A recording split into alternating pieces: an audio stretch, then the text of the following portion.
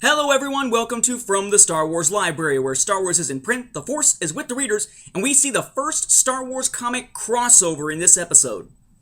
I'm your host, Nathan P. Butler. Typically, when we talk about crossovers, it's hard to define with Star Wars. Star Wars has a large shared universe, whether we're talking about comics, novels, video games, a television series, whatever. So in a sense, it all kind of crosses over with itself.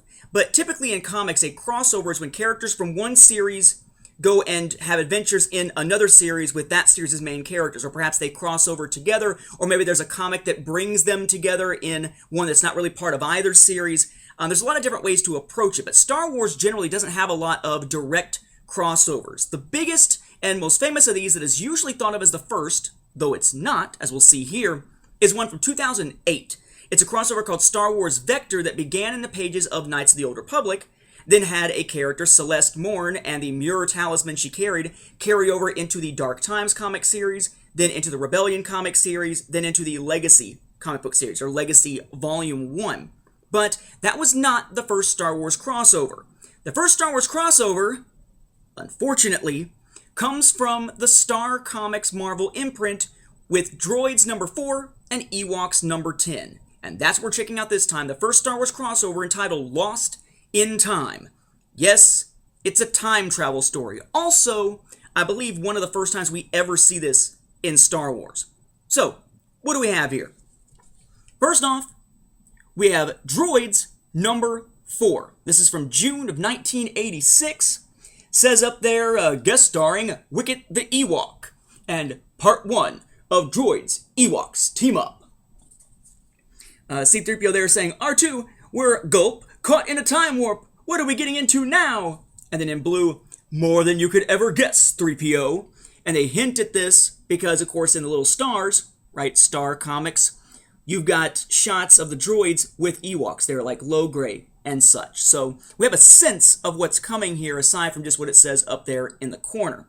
We also have Ewoks number 10. Now, Ewoks 10 really doesn't do anything to try to give us a sense of what on earth it is that we're seeing. This is one of those big Marvel anniversary events, and in this particular year, 1986, when they had this big anniversary event, all the comics had a main character in the center with other characters going around it from the Marvel Comics main universe here. So we have Ewoks number 10 to go with Droids number 4. This is something interesting here because you may have noticed before when looking at any of these omnibuy that they make sure there's no reference to Marvel. So like up here in the corner, it just has 3PO and R2. It doesn't have Marvel underneath where the number is. It doesn't have Star Comics up there above the two droids. That's easy enough to do when all it is something up there in the corner or maybe running along the top. But here we've got an Ewoks comic that has tons of Marvel characters going around its edges. How do they manage to deal with this? Well, in a relatively decent yet clumsy sort of way, we get a very plain looking cover here inside the omnibus. None of the characters are around the main picture because all of those are Marvel characters, and of course they couldn't use those within the reprint. So instead we get sort of a gray background, a much more plain, straightforward looking cover, rather than the rather busy cover here with tons of Marvel characters going around it. Unfortunately, the regular Marvel series didn't reach this point, or they might have had a cover very similar to that right around the end of the series. They've already ended as of May of 1986. This is June, as I mentioned, and July releases for 1986. You can find them, of course, these days, as I've mentioned sort of and showing you the omnibus here, in Star Wars Omnibus, Droids and Ewoks. Now, this storyline is by Dave Manak, who was the writer for both. And we've got John Romita, the Droids artist, and Warren Krimmer, the Ewoks artist, actually teaming up to work on both of these issues. So each one carries 2 art credits along with the 1 writing credit this time around, which is unusual. Would you note here also some important timing issues? These stories are released in June and July of 1986, making them the first issues of both Droids and Ewoks to be released after the regular Marvel series ended back in May. Also, at this point, there are no new Ewoks episodes on television, though they will be coming back in September of 86, but Droids has ended its first season. It's long gone. However, rather than getting a second season, Droids got a special television special known as The Great Heat that aired in prime time. That is being aired in the same month as this crossover in June of 86. So by the time this crossover ends, no more droids on television whatsoever. The story is a weird one. It starts in the pages of Part 1, Lost in Time, and technically the second part being the second of the two parts in the Droids issue, because again, it's always divided into two pieces, which is entitled Escape to Endor here. On sort of a diplomatic courier mission, R2 and 3PO land on the planet Suma. But Suma is already somewhat in peril because you have this character on Suma named, what is his name? Zornog, this insect-looking dude here, who is having a conversation via communication relay with King Gorkus. Gorkus, by the way, is from the planet Alzar, because it turns out that Gorkus's son, right, Prince Pluz, this little weird green Mr. Potato Head looking something out of Muppets looking character here, has stowed away aboard a freighter that was bound for Suma. And now Gorkus is saying, send me my kid back or there will be war. Kind of makes you saying, wait a second. It's not like they took the kid's stowed away. So yeah, we know you want your son back, but are you really going to threaten war when it wasn't their fault? That seems a little bit off. Turns out it was actually staged because two of the military advisors to the king here, to King Gorkus, are actually working against him. General Sludd has been basically working to try to undermine him so he can get the military on board with the idea of attacking planet Suma, and then they could use the military to essentially gain control of Suma and Alzar. It's his, mustache-twirling villain type of plan to take over from Gorkus and from Zornog. Fine, whatever. Well, it turns out that R2 and 3PO are there to deliver a message, and their very next place they're going is Alzar. So they say, hey, we'll take the kid back. Not a big deal. Don't you worry about it. He's safe with us. They get into space, very, very colorful space, in a ship to take him back. The kid's messing around playing, gets inside like a food dispenser and eats a bunch of ice cream sundae type stuff. Only Sludd wants to make sure that the kid never gets back to his father to instigate the war.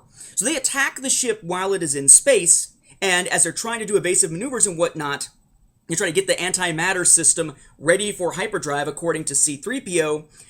Pluz decides he's going to help, right? Gwa, me help! Oh, Lord. And he goes and pulls some switches on the antimatter system, which apparently there is just 3 switches with a big old danger sign, and winds up screwing up the antimatter system, causes him to be zapped a little bit, and they have to jump into hyperspace before the antimatter system is entirely ready, before torpedoes that are coming at them hit. There's a big explosion. It looks like they've been destroyed, but instead they have jumped to hyperspace. Sort of. They wind up finding that they have jumped themselves into a place with no stars. It's sort of like jumping into a void. But in that void, there is a rip in both time and space that they're able to escape through. When they emerge on the other side, though, 3PO freaks out because R2-D2 looks at the stars and is able to tell them what's going on. Not only where they are, but when they are. Turns out they have traveled forward in time. And C-3PO says, the tear in space is a time warp caused by the antimatter overload when we went into hyperdrive, and now we're 100 years in the future? Oh dear, we may never get home. Let's rewind that. According to C-3PO, they have just gone 100 years into the future. Now, this sort of belies this whole idea that when you look at the old Marvel stuff, especially the Droids and Ewoks stuff, they had no idea when these things are supposed to take place. There were no official time placements for these, other than the fact that, well, the comics presumably take place prior to the cartoon for Ewoks, and the droid stuff are either before, thanks to seeing the From gang in one, or they're well after when the From gang have escaped or something from prison in relation to the cartoon series. Beyond that, they don't really know a whole heck of a lot about when these are supposed to take place when they're writing back then. We also know that C-3PO at one point was said to have been over 100 years old. It was 112 or something like that, thanks to George Lucas providing that information. Only Lucas changed his mind. He kind of made it up as he went along, not having that original plan the way that he said that he did. And we wind up finding that C-3PO was actually made by Anakin Skywalker, as we see in The Phantom Menace and onward. Now they've retconned that to say, well, the parts. The original parts for C-3PO are actually 100 plus years old. It's just that that was, a droid that was taken apart. Anakin got the parts and rebuilt them to make 3PO. But most of him is that old. Kinda makes sense. Yeah, sure, fine. In this case, though, it changes the storyline, because this is supposed to be the C-3PO that we know, not C-3PO as he was before being taken apart and rebuilt into the 3PO that we know. So it turns out that they've decided that the cartoon series for Droids takes place 15 years prior to the events of A New Hope. This series is somewhere between 10 and 6 years prior to A New Hope. Okay, what about Ewoks? Turns out that with Ewoks, there's this whole issue of, well, do they know C-3PO yet? Can they speak freaking basic, aka English? How is this all going to work? We not only have an Ewoks cartoon series and an Ewoks comic series, we've got 2 Ewok specials, Caravan of Courage and Battle for Endor. How are we going to deal with those two? What they decided to do, essentially, was to take the comics and place them before the cartoon, and take the cartoon and place them before the telemovies, and put all of them basically in the gap between The Empire Strikes Back and Return of the Jedi, around 3.5 years after A New Hope. Essentially what we're looking at here then is a very compressed amount of stories in a very compressed amount of time. But that means there's no way in hell that 3PO's comment about being 100 years in the future is even remotely right. Which makes you wonder, did R2-D2, trick him and exaggerate? Were their calculations off? Or is C-3PO just saying, we're in the future, and just making up the 100 years to make things sound even worse because we're doomed, as he often says. At best, here, we're looking at 13.5 years into the future. That's if the Droids comic here is exactly at 10 years prior to A New Hope, and if the comic series here for Ewoks is at exactly 3.5 years after A New Hope. So, seriously? 100 years? Not so much. We're looking at about 13.5 years down to maybe, 9.5 years at best. Not nearly as big a deal. Not to mention the fact that now the Ewoks are apparently encountering C-3PO and R2-D2, as we'll find here in a moment, only about half a year prior to the events, that's 6 months, prior to the events of the Return of the Jedi film. So they know C-3PO. It's not just a legend, they've met his butt before. But perhaps I'm getting ahead of myself. So, they wind up showing up in space. Ploos hops into an escape pod, trying to help get them home. He just says, this'll take me home? Sure. And fires off and winds up crashing down as a supposed falling star on the forest moon of Endor. And it's interesting that they freak out. Katoog! Fire from the sky! Are the stars falling? Is it the end of our world? It's kind of funny they're going to have that reaction, given the fact that we have seen aliens from other planets show up on the forest moon of Endor, not just in the cartoon series, but in this comic series. We had the pirates, we had the guys coming to cut down all the trees. So for a species that apparently isn't space-going, but understands the concept of ships going into space and coming back, they sure seem kind of when it comes to the escape pod crashing down. Just saying. So it crashes down. And Logray tells Chief Chirpa, after looking at the fortune stones, that basically there's like a flash of light, a blinding flash, that'll bring good fortune to the Ewoks. And they think, this is great, because this is the day that the Ewoks are supposed to make a peace treaty with the Duloks. The Duloks, yes, the Duloks, under King Gornish, the same enemies that we see the Ewoks go up against constantly in the Ewoks cartoon series, they have never appeared in the comic series until this point. It took many issues for Morag to show up. Now, finally, the Duloks are showing up. But not yet in this issue of Droids, only in the Ewoks half of this. The Ewoks find the escape pod first. Ploos comes out. They call him the Star Child, see him as a good omen, so that by the time C-3PO and R2-D2 show up, they find that the escape pod is empty, and Nisa and Wicket are spying on them, wondering what's going on. They, of course, call C-3PO and R2-D2 the same thing they seem to call every new monster that shows up, either a devil or a demon. In this case, they call them demons. Okay, so R2 and 3PO are demons. When Wicket and Nisa wind up being caught up in... Wicket calls them strange vines. Knowing the way they name stuff in Ewoks, I wonder if it's meant to be strangle vines, and they just left out the L. Because, why else would he say that, these are dangerous and such? Anyway, as Nisa and Wicket are trying to run away from these supposed demons, they fall into a trap laid by the Duloks. And when I say laid by the Duloks, take it kind of like Wile E. Coyote. It's not a very well-planned trap. What is it? It's a frickin' boulder on a stick. Now, how this boulder is being held up on a stick, I have no idea. Maybe some kind of weird anti-gravity magic of some kind. But Wicket trips over the little tripwire that causes the boulder to start to fall down on the two of them, and uh-oh, they could be crushed.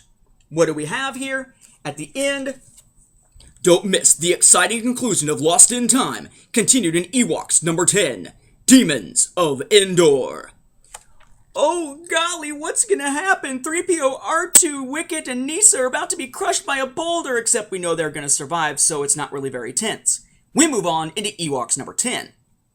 Now, interestingly, Ewoks number 10 is only split into 2 separate parts. Usually an Ewoks issue is split into 3. Instead, they go with 2, just like the Droids series. But we pick up where we left off with the opening saying, Lost in a perilous time warp, the droids R2-D2 and C-3PO find themselves on the tiny moon of Endor, home of the Ewoks, and in danger of being smashed out of existence. Ewoks and Droids in Demons of Endor. Lost in Time, Part 2. Story begun in Droids number 4. So, the boulder is falling towards them. How are they going to save themselves? One of the most ridiculous uses of R2-D2 ever. R2-D2 puts down his middle tread, and it must be some kind of like hydraulic press or something, because then he's able to switch up his side arms, not guns, but side arms, and catch the boulder, putting all the weight on the middle one, and springs it off, throwing it away. Are you kidding me? Really? Even in this era, even in 1986, that should have felt absolutely freaking ridiculous to Dave Manak when he's writing this, and yet, write it he did.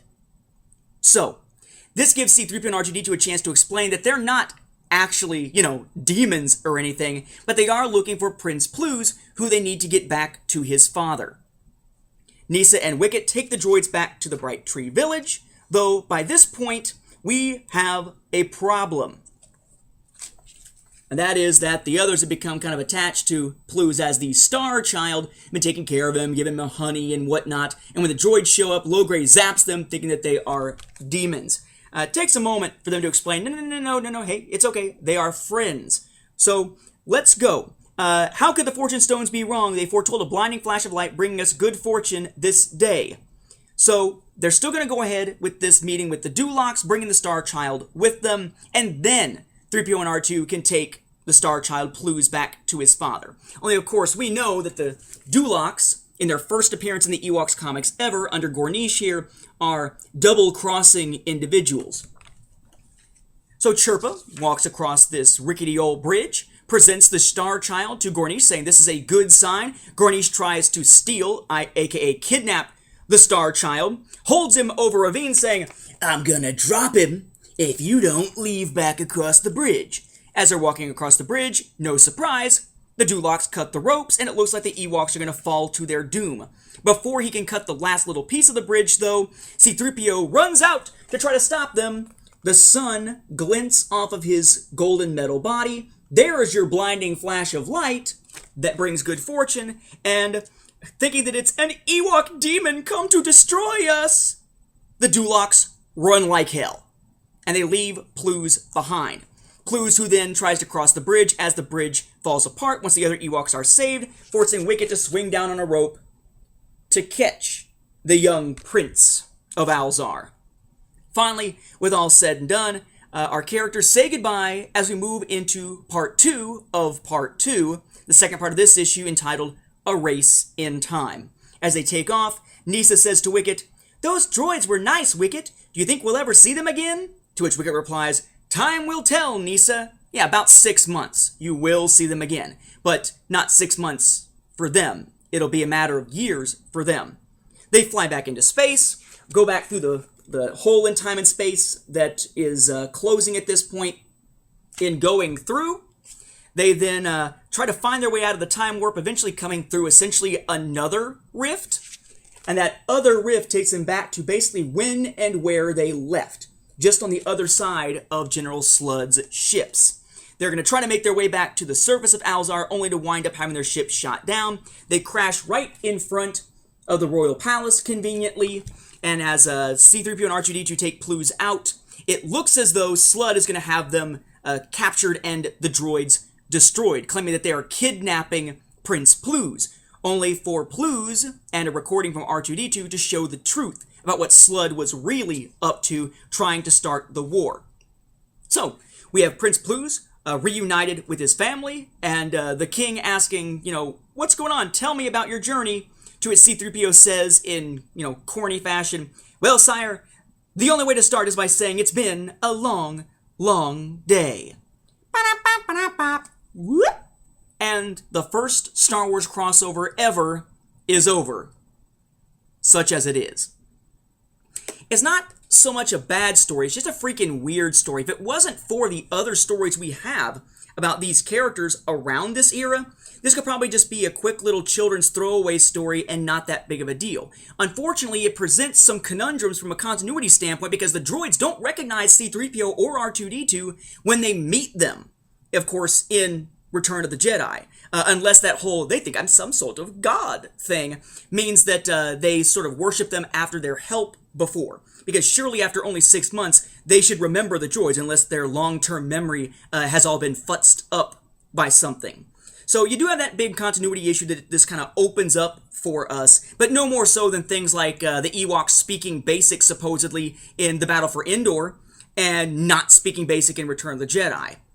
As it stands, it is a landmark moment in Star Wars history as being a time travel story and the first Star Wars crossover. Which begs the question, is this story, Lost in Time, an essential read? I would still say no. It's not an essential read for modern readers, Marvel readers, or Ewok or Droid cartoon watchers. But, being a momentous event in Star Wars history, the fact that it is a crossover for the first time, that does make it special and probably something you might want to check out. Don't have very high hopes for it or anything, but if you want to see a unique piece of Star Wars history and publishing, you might want to check these out. I will not rate it as essential by any means, but it is one that is a definite curiosity that is worth checking out if you have the opportunity to do so.